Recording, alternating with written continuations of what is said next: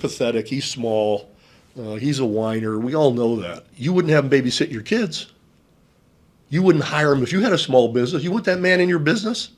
There's no way. He's sick. He's a damaged man. He grew up the biggest wannabe there ever was in New York, right? We all know that.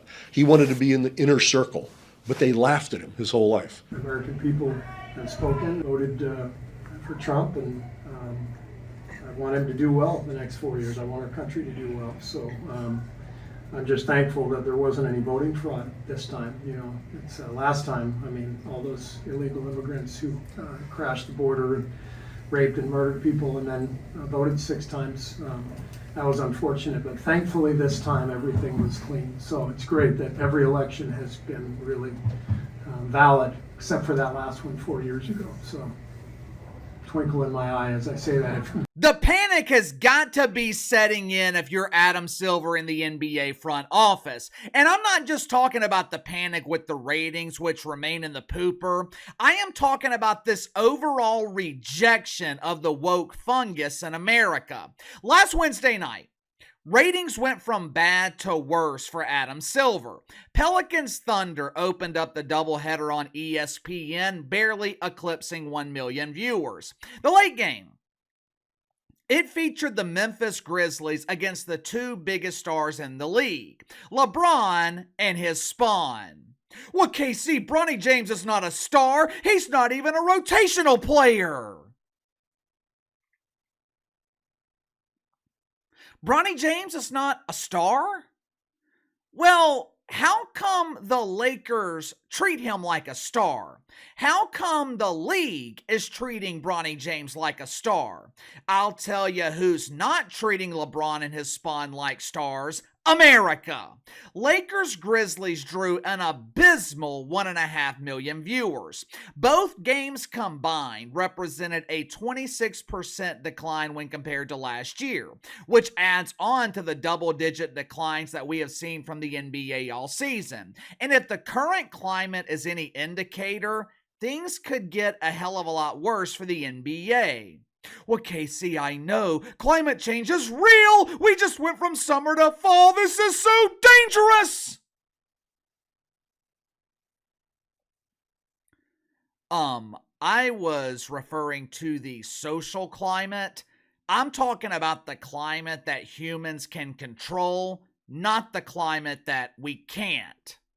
You know, as you get older, you tend to get a lot wiser. As you get older, you realize there's just certain things that you either can't do anymore or things that you just shouldn't do anymore. We just saw a prime example of this last weekend with Mike Tyson and Jake Paul. There's a reason that Mike Tyson retired from boxing 20 years ago. At 38 years old, he could no longer physically handle it. At 58 years old, and especially after a near-death experience this summer, Mike Tyson damn sure can't handle it.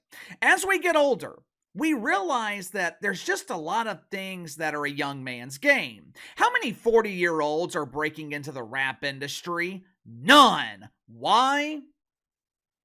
Because rap is a young man's game. A lot of rap music is based on arrogance and false bravado. It's about telling people how great you are, how much money you're making, how many girls you've slept with, or in the case of some of these modern rappers, how many birthing persons that you slept with. As you get older and mature, you realize that none of that shit actually matters. You realize that humility is more attractive than arrogance. When I was younger, I was more aligned politically with the Democratic Party. Now, in my defense, the Democrats were a hell of a lot different 10 to 15 years ago. Back then, there was no such thing as woke. A lot of younger people feel more connected to the far left. It's the party of feelings. It's the party of emotion, idealism. When you're young and you don't know shit, you don't know any better, the shit sandwich that they are serving you, it actually tastes pretty good. They sell you on this fantasy of uniting against the rich. It's us versus them. It's the working class versus those evil billionaires.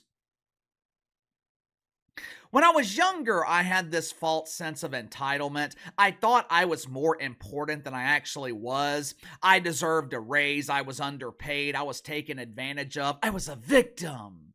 I was under this delusion that the company I was working for could not make it without me. I thought, there's no way they can replace me. All my youngsters out there, let Uncle Casey give you a free piece of very, very valuable advice. You will never be bigger than the organization. Your replacement can be hired tomorrow.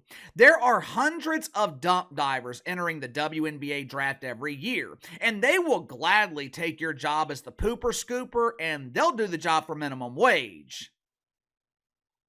As we get older and wiser, we realize deacons at Woke United Methodist have sold us a utopia that does not exist. We realize that a union worker wearing a blue collar has never given us a job. They have never hired us. The people giving us jobs, they are wearing white collars, and they are the same people that the deacons are demonizing. These are just some of the things that we realize as we get older, but for some reason, the people that are supposed to be older and wiser in the NBA, they have not learned. For some reason, they seem hell-bent on destroying this league for the next generation. And if they don't get their head out of their woke ass, we might reach a point where it could be too late for the NBA to recover.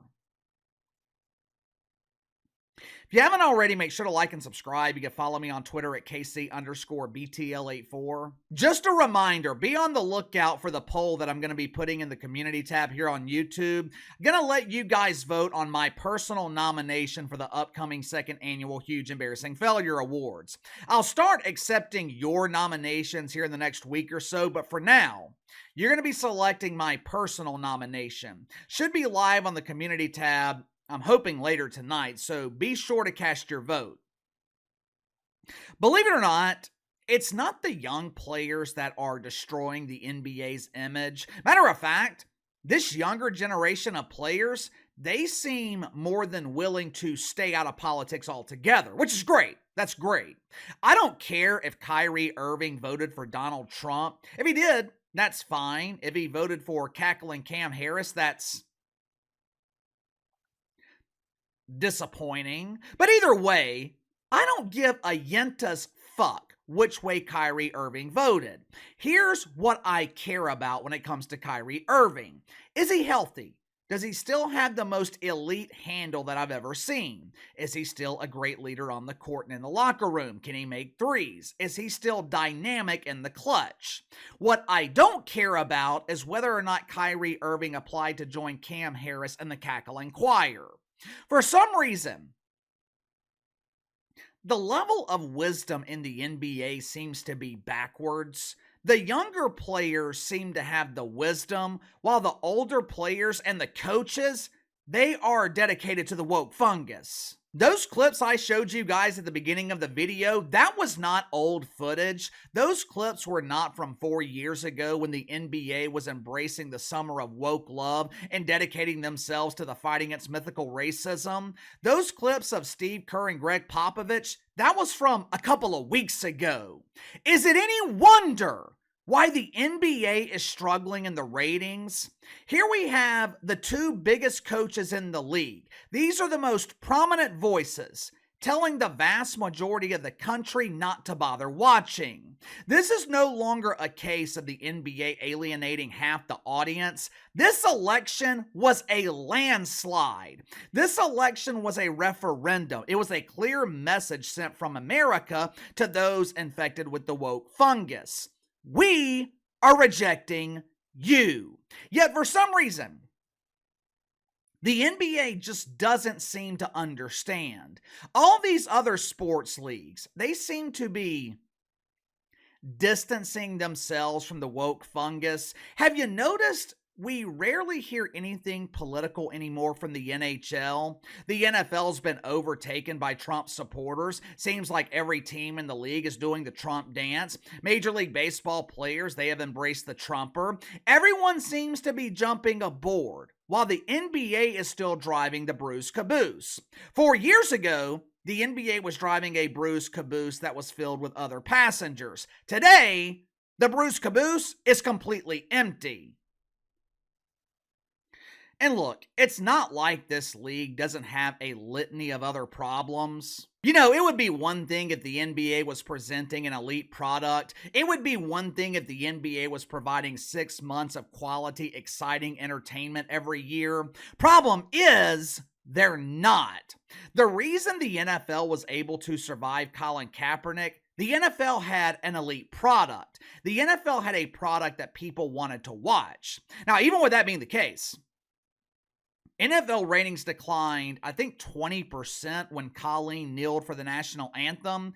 NBA, they don't have that same luxury. If these ratings drop any further, the NBA will be consistently drawing less than 1 million viewers. I've said this before, but the NBA, they are at serious risk of being outdrawn by Caitlin Clark and the WNBA. Why? Is it because the WNBA is a superior product? Absolutely not. Half the players in the WNBA can't make a layup. You watch pregame warm-ups in the dump, it's nothing but missed layups and three-point shots that fail to make it past the free throw line.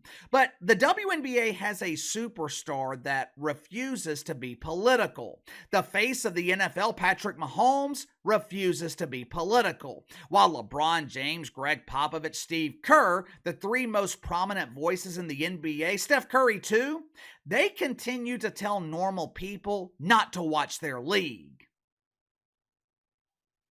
You know, every university in the country with a business program, they should be studying how the NBA was able to swindle the networks out of $77 billion. I'll give it to Adam Silver. He must be one hell of a negotiator because it is absolutely unfathomable why networks like ESPN and NBC would overpay for this league.